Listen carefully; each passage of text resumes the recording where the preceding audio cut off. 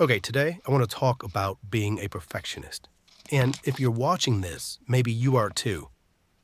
And if not, I still guarantee you'll get a lot of value from this video, especially when we go over the tips. Okay, let's go ahead and jump right in.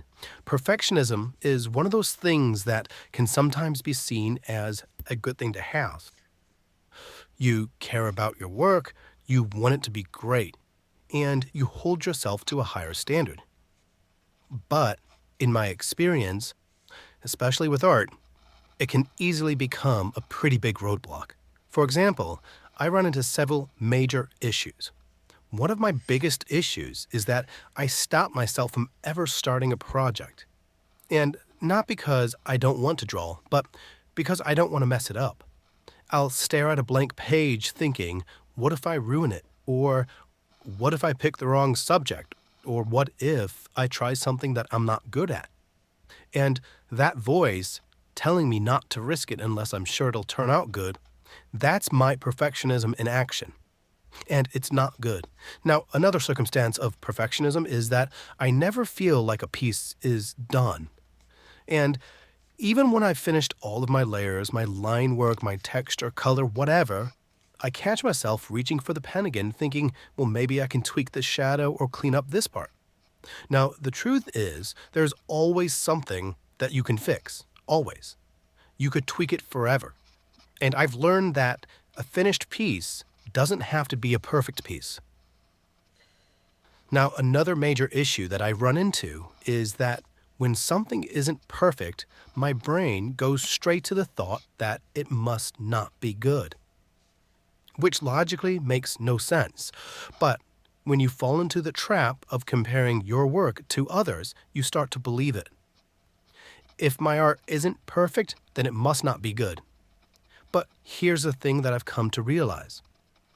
No one is holding you to the standards that you hold yourself to. What you think is not good enough, somebody else probably doesn't even notice. Or they might like it.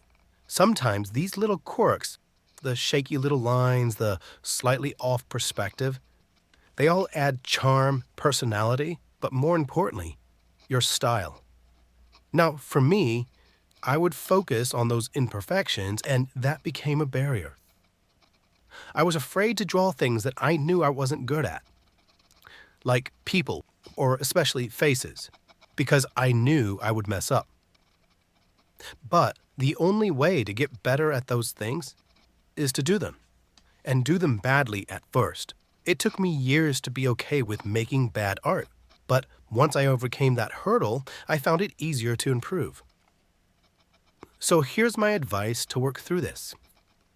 Some of it's small, some of it's just a mental shift, but all of it helps to loosen you up and keep going. First, be intentional about making imperfect things. Sometimes I'll set timers for myself when I sketch. I might do a 1-minute sketch or a 5-minute sketch.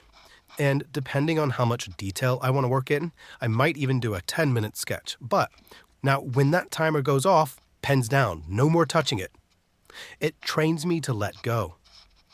Also, I try to sketch with my opposite hand. It might sound odd, but it really does help you get used to creating something that's not going to be good. You already know it's going to be bad, so there should be no pressure. The goal isn't to make a masterpiece. It's to practice being okay with it not being perfect. Number 2, build a process and trust it. If you've been watching a lot of my videos, you'll notice that I have a pretty consistent rhythm now in most of my sketches. I start with a loose pencil sketch. If I don't start with a loose pencil sketch, it's going to be a loose pen sketch, and then I start to refine the lines with my pen. I'll add details, and then a texture pass, and then finally color. Now, once I finish the last step, I stop. I don't let myself circle back to do the line work or to re-ink anything. I just stop, at least most of the time. Now, this kind of structure helps me recognize to get used to being done. Once I finished one step, I don't make changes to that step, I move on to the next, even if it doesn't feel like it's perfect. I've learned to appreciate the process and not just the result.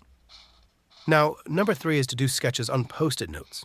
This is one of my favorites. I always keep a pad of Post-it notes near my sketchbooks.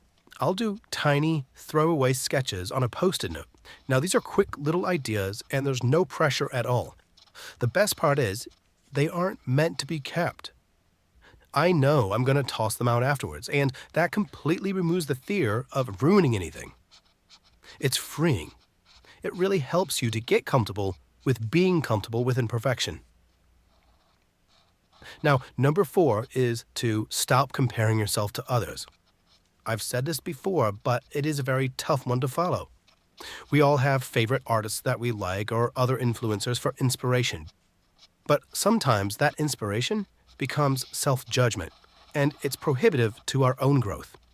If you're feeling down after scrolling through art online, that's your signal. Close that app. Step away. Go draw something on your own that's just for you. Not for likes, not for building your portfolio, not to prove anything. Just because someone is ahead of you doesn't mean you're behind. It just means you're on a different page of the journey. Number 5 is to embrace practice. Don't avoid it. This was a tough one for me to learn. Here's a mindset shift that helped me. Your sketchbook isn't a gallery. It's more like a sandbox. It's a place to play, to mess up, and to get stronger. Going back to my previous point, so many times I see artists post their sketchbook walkthroughs, and it's filled with masterpiece after masterpiece.